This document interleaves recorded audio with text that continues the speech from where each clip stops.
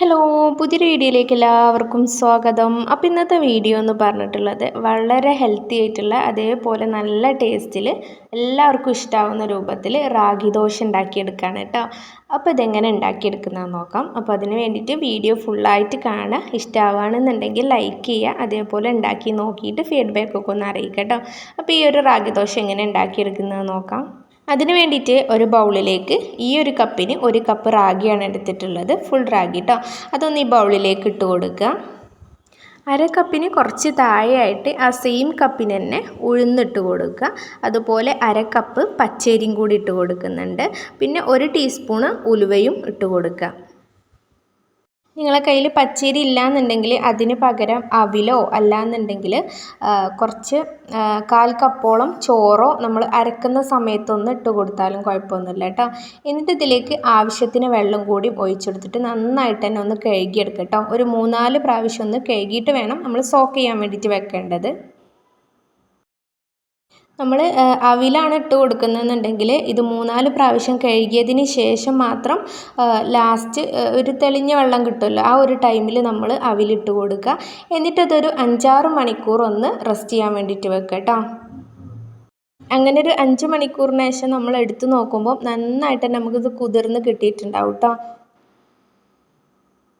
പിന്നെ നമ്മൾ അവിൽ ചേർത്ത് കൊടുക്കുമ്പം നല്ല തിന്നായിട്ടുള്ള അവിലാണെന്നുണ്ടെങ്കിൽ നമ്മൾ മിക്സിയിലിട്ട് കണ്ട് അരക്കുന്ന ടൈമിൽ അവിലിട്ട് കൊടുത്താൽ മതി കേട്ടോ. പച്ചരി ഇട്ട് കൊടുക്കുന്നില്ല എന്നുണ്ടെങ്കിൽ മാത്രം അവിലോ അല്ലെങ്കിൽ ചോറോ ഇട്ട് കൊടുക്കുക. എന്നിട്ട് ഇത് ഒന്നും പാടെ ഒന്ന് ഞാൻ കഴുകിയെടുക്കുന്നുണ്ട്. അതിൻ്റെ വെള്ളമൊക്കെ ഒന്ന് ഊറ്റി കളഞ്ഞിട്ടുണ്ട്. എന്നിട്ട് നമ്മൾ മിക്സിൻ്റെ ജാറിലിട്ട് കണ്ട് നല്ല പോലെ തന്നെ ഒന്ന് അരച്ചെടുക്കുക കേട്ടോ. നമ്മളിത് അരച്ചെടുക്കുമ്പോൾ കുറച്ച് മാത്രം വെള്ളം ചേർത്തിട്ട് മാത്രം അരക്കുക, കൂടുതലായിട്ട് വെള്ളം ചേർക്കരുത് കേട്ടോ. അപ്പോൾ ഈ ഒരു മിക്സിൻ്റെ ജാറിലേക്ക് ഇപ്പോൾ ഞാൻ കുറച്ച് വെള്ളം കൂടി ഒഴിച്ചെടുത്തിട്ട് നന്നായിട്ട് തന്നെ ഒന്ന് അരച്ചെടുത്തിട്ടുണ്ട് കേട്ടോ. ഇനി ഇത് അരച്ചെടുക്കുമ്പോൾ മിക്സി ഹീറ്റായി പോകുന്നുണ്ട് എന്നുണ്ടെങ്കിൽ വെള്ളത്തിന് പകരം കുറച്ച് ഐസ് ക്യൂബ്സ് ഇട്ടുകൊണ്ട് ഒന്ന് അരച്ചെടുത്ത് കഴിഞ്ഞാൽ നമുക്കിത് പെട്ടെന്ന് ചൂടാവില്ല കേട്ടോ, ഹീറ്റാവില്ല. അപ്പോൾ ഇത് ഞാനൊന്ന് അരച്ചെടുത്തിട്ടുണ്ട്. പിന്നെ നല്ല പോലെ കട്ടിയാണെന്നുണ്ടെങ്കിൽ കുറച്ച് മാത്രം ഒന്ന് വെള്ളം ഒഴിച്ചെടുത്തിട്ട് ഒന്ന് ലൂസാക്കി കൊടുക്കുക കേട്ടോ. നല്ല ലൂസായിട്ടല്ല, കുറച്ച് മാത്രം ഒന്ന് ലൂസാക്കി കൊടുത്താൽ മതി. നമ്മൾ ദോശക്കും ഇഡ്ഡലിക്കൊക്കെ ആക്കിയെടുക്കുന്ന മാവുണ്ടല്ലോ, ആ ഒരു പരുവത്തിൽ തന്നെ നല്ല കട്ടി തന്നെ അത് കിട്ടണം കേട്ടോ. എന്നിട്ട് നമ്മുടെ കയ്യിൽ നിന്ന് നന്നായിട്ട് വാഷ് ചെയ്തതിന് ശേഷം ഇതുപോലെ ഒന്ന് ജസ്റ്റ് ഒന്ന് ഒരു 30 സെക്കൻഡ് ഒന്ന് കൈ വെച്ചിട്ടൊന്ന് മിക്സ് ചെയ്ത് കൊടുക്കുക കേട്ടോ. നല്ലോണം ഈ ഒരു മാവ് പൊങ്ങി വരാനും ഫെർമനൻ്റ് ആവാൻ വേണ്ടിയിട്ടാണ് ഇങ്ങനെ ചെയ്യുന്നത്. എന്നിട്ട് ഈ ഒരു മാവ് നമ്മൾ 8 മണിക്കൂർ ഒന്ന് റെസ്റ്റ് ചെയ്യാൻ വേണ്ടിയിട്ട് വെക്കുക. ആ ഒരു ടൈം കൊണ്ട് തന്നെ നന്നായിട്ട് പൊങ്ങി കിട്ടും കേട്ടോ. നമ്മളിപ്പോൾ രാത്രിയാണ് അരച്ച് വെക്കുന്നതെന്നുണ്ടെങ്കിൽ രാവിലത്തേക്ക് നമുക്ക് ബ്രേക്ക്ഫാസ്റ്റിന് നല്ല പെർഫെക്റ്റ് ആയിട്ട് തന്നെ അത് മാവ് പൊങ്ങി കിട്ടും കേട്ടോ. അപ്പോൾ നമ്മളൊരു 8 മണിക്കൂറിന് ശേഷം നമ്മൾ എടുത്ത് നോക്കുമ്പം നല്ലതുപോലെ തന്നെ ഇതൊന്ന് പൊങ്ങി കിട്ടിയിട്ടുണ്ടാവും കേട്ടോ. നമുക്ക് കാണുമ്പോൾ തന്നെ മനസ്സിലാവും നല്ല പോലെ ഒന്ന് പൊങ്ങി കിട്ടിയിട്ടുണ്ട്. ഇത് ചെറുതായിട്ടൊന്ന് മിക്സ് ചെയ്ത് കൊടുത്താൽ മതി, നമ്മൾ അധികം ബീറ്റ് ചെയ്യാൻ പാടില്ല കേട്ടോ. ചെറുതായിട്ടൊന്ന് മിക്സ് ചെയ്ത് കൊടുക്കുക. എന്നിട്ട് നമ്മൾ ഇതിൽ നിന്ന് വേറൊരു ബൗളിലേക്ക് കുറച്ച് മാവൊന്ന് മാറ്റി കൊടുക്കുക കേട്ടോ. നമ്മൾ എത്രത്തോളമാണ് ചുട്ടെടുക്കുന്നത് അതിനനുസരിച്ച് മാവൊന്ന് വേറെ ബൗളിലേക്ക് മാറ്റി കൊടുക്കുക. എന്നിട്ട് മറ്റേ ബൗളത്തെ മാവ് നമ്മൾ ഫ്രിഡ്ജിൽ സൂക്ഷിച്ച് വെക്കുക കേട്ടോ, പുറത്ത് വെക്കരുത്. അപ്പോൾ കൂടുതലായിട്ട് ഇത് പുളിച്ച് പോകും കേട്ടോ, അതുകൊണ്ട് ഫ്രിഡ്ജിൽ സൂക്ഷിക്കുക. എന്നിട്ട് ഇതിലേക്ക് നമ്മൾ ആവശ്യത്തിന് ഉപ്പും കൂടി ഇട്ട് കൊടുത്തിട്ട് ജസ്റ്റ് ഒന്ന് മിക്സ് ആക്കി എടുക്കുക. ഈ ഒരു മാവ് അധികം കട്ടിയാണെന്ന് തോന്നുകയാണെങ്കിൽ കുറച്ച് മാത്രം വെള്ളം ഒഴിച്ചിട്ട് ഒന്ന് മിക്സ് ചെയ്തെടുക്കുക. എന്നിട്ട് നമുക്കൊന്ന് ചുട്ടെടുക്കാം. അതിന് വേണ്ടിയിട്ട് ഒരു പാൻ അടുപ്പത്ത് വെക്കുക.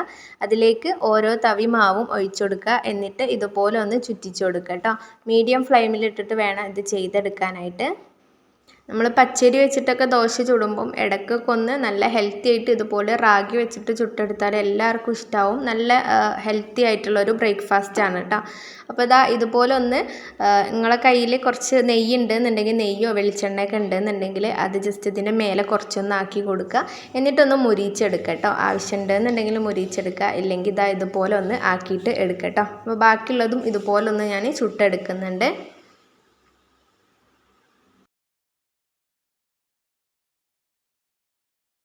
നമ്മളത് ചുട്ടെടുക്കുമ്പം ഇതിൻ്റെ മേലെ കുറച്ച് നെയ്യൊക്കെ ആക്കിയിട്ട് ചുട്ടെടുക്കുകയാണെന്നുണ്ടെങ്കിൽ നല്ല ടേസ്റ്റിൽ നമുക്കിത് കിട്ടും കേട്ടോ. വെറുതെ തന്നെ കറിയൊന്നും ഇല്ലാതെ തന്നെ നമുക്ക് തിന്നാൻ പറ്റുന്ന ഒരു അടിപൊളി ബ്രേക്ക്ഫാസ്റ്റാണ്.